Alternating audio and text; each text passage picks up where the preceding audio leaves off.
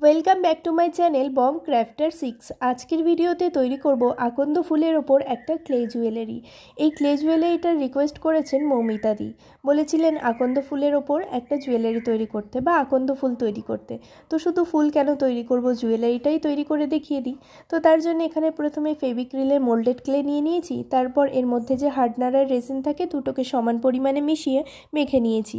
তারপর এই ডোটা দিয়ে একটা পাতার মতো শেপ তৈরি করে নিলাম। এটাই কিন্তু লকেট বেস হিসেবে ব্যবহার করব। আর এটার উপর পাতার ছাপ তৈরি করব। যেহেতু এটা পাতার মতো শেপ করছি, পাতার মতো যদি ছাপ না থাকে তাহলে ভালো লাগবে না। তো এখানে পাতার মতো ছাপ তৈরি করার জন্য এখানে আমি একটা পেয়ারার পাতা ব্যবহার করব। আপনারা বেসটা যেরকম সাইজের তৈরি করবেন সেরকম সাইজের পাতা খুঁজে সেটা দিয়ে এর ওপর প্রেস করে কিন্তু ছাপটা তৈরি করবেন। এখানে দেখুন আমার পাতাটা কিন্তু ছোট হয়ে গেছে, তাই এক্সট্রা যে খালি জায়গাগুলো ছিল সেখানে কিন্তু পাতার যে কর্নারটা হয় শুধু সেই অংশটুকু হালকা করে চেপে এভাবে দাগ করে নিয়েছি। তো এরপর দেখুন আমি কিছুটা পরিমাণ ক্লে কেটে নিচ্ছি এভাবে, কারণ আকন্দ ফুলের পাপড়ি তৈরি করতে হবে।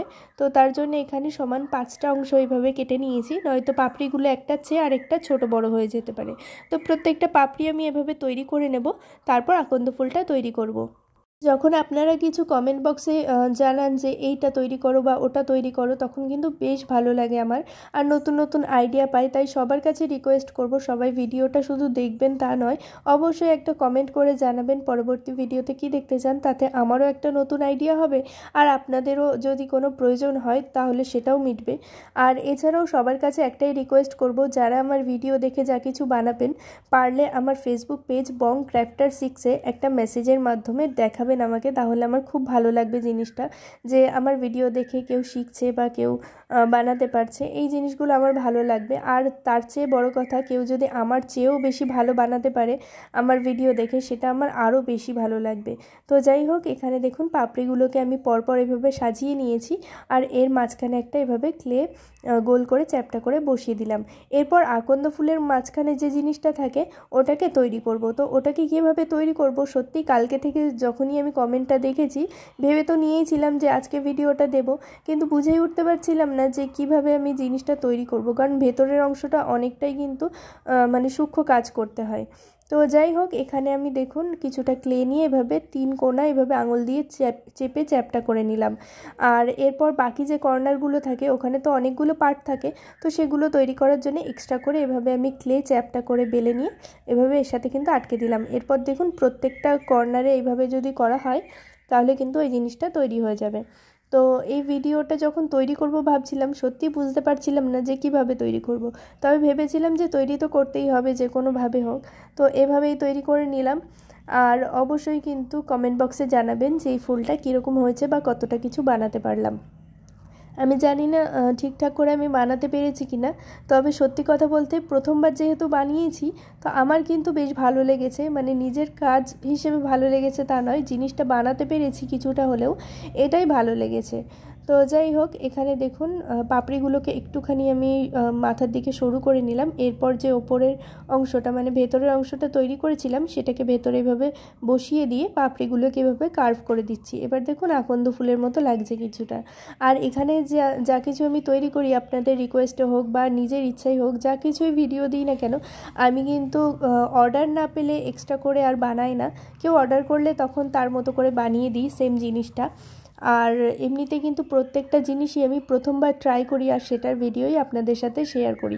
তাই একটু ফিনিশিং হয়তো কম হতে পারে বা কিছু হতেই পারে, তো সেটা সবাই মানিয়ে নেবেন একটু। আর এখানে আমি আবার দেখুন আরেকটা তৈরি করে ফেলছি একই রকমভাবে আকন্দ ফুল। আর এটা কিন্তু শিবরাত্রির স্পেশাল হয়ে গেল, তো এর জন্য আরও বেশি করে আমি তাড়াতাড়ি বানালাম জিনিসটা যে শিবরাত্রির স্পেশাল হবে। আর এটার কালার কম্বিনেশন আমি একটুখানি পার্পেলের মধ্যে রেখেছি। আর আমার কাছে সামনাসামনি কোনো এরকম আকন্দ ফুল গাছ ছিল না, আমি ইন্টারনেট থেকে দেখেছি জাস্ট যে ফ্লাওয়ারটা কীরকম দেখতে হয় বা কীরকম কালারের হয়। এমনি তো আগে দেখেইছি, কিন্তু আরেকবার জিনিসটা তৈরি করব বলে দেখে নিলাম। তো এর ভেতরের পার্টটা কিন্তু একই রকমভাবে তৈরি করেছি, দেখতেই পাচ্ছেন। এভাবে দুটো ফ্লাওয়ার তৈরি করে নিলাম। আর আকন্দ ফুলের কুঁড়িও কিন্তু তৈরি করতে হবে, সবগুলোকে তৈরি করে একসাথেই পাতার ওপর বসাবো। আর এর গায়ে একটুখানি এভাবে দাগ দিয়ে নিলাম, তাহলে দেখতে আরও বেশি ভালো লাগবে। যারা আমার চ্যানেলের ভিডিও নতুন দেখছেন তারা কিন্তু অবশ্যই আমার চ্যানেলটাকে সাবস্ক্রাইব করে পাশে থাকা বেল আইকনটা অল করে দেবেন, নাহলে কিন্তু পরবর্তী ভিডিওর নোটিফিকেশান আপনাদের কাছে পৌঁছবে না। তাই যারা দেখছেন না কেন তাদের সবাইকে রিকোয়েস্ট করব, যারা সাবস্ক্রাইব এখনও করেননি তারা অবশ্যই করে দেবেন। আর এখানে দেখুন আমি কুড়িটা তৈরি করে নিয়েছি। কুড়ি তৈরির জন্য কিন্তু ভেতরে এক্সট্রা করে কিচ্ছু করিনি, 3 কোনা মতো একটা জিনিস তৈরি করে সেটার ওপরে এই পাপড়িগুলোকে অ্যাড করে এভাবে ফ্লাওয়ারের মতো করে দিয়েছি। এভাবেই কিন্তু সমস্ত জিনিসগুলো হয়ে গেল। এবার আমি ফ্লাওয়ারের যে ডান্টিগুলো হয় সেগুলোকে এভাবে ক্লের মতো করে এইভাবে তৈরি করে কিন্তু বসিয়ে দিচ্ছি। আর এখানে এক্সট্রা করে পাতা অ্যাড করব ভেবেছিলাম, কিন্তু ক্লেটা একসাথে অনেকটা মেখে নিয়েছি বলে শুকিয়ে যাচ্ছিল, তাই আর কিছু করিনি, এরকম সিম্পল রেখেছি। যাই হোক, বেসের নিচের দিকে একটা ছিদ্র করেছি আর ওপরের দিকে দুটো। আর কালারটা কেমন হয়েছে অবশ্যই কিন্তু কমেন্ট বক্সে জানাবেন। এখানে এবার দেখুন আমি টাসেল অ্যাড করব। টাসেল অ্যাড করার জন্য এখানে দুটো এরকম টুইস্টেড দড়ি তৈরি করে নিয়েছি। এটা কীভাবে তৈরি করতে হয় যারা আমার চ্যানেলে নতুন আছেন তারা অবশ্যই আমার বাকি ভিডিওগুলো দেখে নেবেন একটু, তাহলে বুঝতে পারবেন। তো এখানে আমি সেলাই করে এটাকে আটকাচ্ছি। জাম্পিং দিয়েও আটকানো যেত, কিন্তু জাম্পিং দিয়ে এগুলোকে আটকাতে গেলে না খুব ঝামেলা মনে হয়, কারণ বারবার খুলে যায় জিনিসটা বা আটকানো যায় না, তো বিরক্ত লাগে খুব। তাই জন্য একবারে সেলাই করে দিলাম। সেলাই করলেও কিন্তু খুব একটা খারাপ লাগে তা নয়। আর এখানে আমি এবার কটন বল ভরে নেব। এখানে গ্রিন কালার আর পার্পেল কালারের কম্বিনেশনে আমি কটন বল ভরে নিচ্ছি। এই মাঝখানে ছোট কটন বল দুটো আমার তৈরি আর বাকিগুলো কেনা, তাই জন্য সাইজের একটা ডিফারেন্স আছে। তো এখানে আমি ব্যাক সাইডে এবার একটা আলাদা করে দড়ি বেঁধে নিচ্ছি। তারপর এখানে কিন্তু বেশি কিছু আমি কাজ করতে পারিনি, কারণ তাড়াতাড়ি ভিডিওটা দেওয়ার ছিল। তো এখানে আপনারা কিন্তু লক সিস্টেম করতে চাইলে আগে দড়ি দুটোর মধ্যে একটা কটন বল ভরে নেবেন, তারপর দড়ির ব্যাক সাইডে যতটা অংশ আপনারা টাসেল রাখতে চাইছেন ছোট করে সেরকম সাইজে বেঁধে নেবেন, নিয়ে তৈরি করে ফেলবেন। আর নিচের দিকে দেখুন এখান থেকে আমি সুতোগুলোকে ভরে নিচ্ছি। ভরে নেওয়ার পর সুতোগুলো নিচের দিকে প্রত্যেকটা মানে প্রত্যেকটা দড়িতে আমি একটা করে এভাবে এই কাঠের বলগুলো ঢুকিয়ে নিচের দিকে গিট দিয়ে দেবো, তাহলে নিচের থেকে বেরিয়ে আসবে না। আর একটা এরকম গোল টাইপের কাঠের বল আমি ভরে নিচ্ছি, যাতে ওপর দিক থেকে দড়িটাকে দেখতে বাজে না লাগে।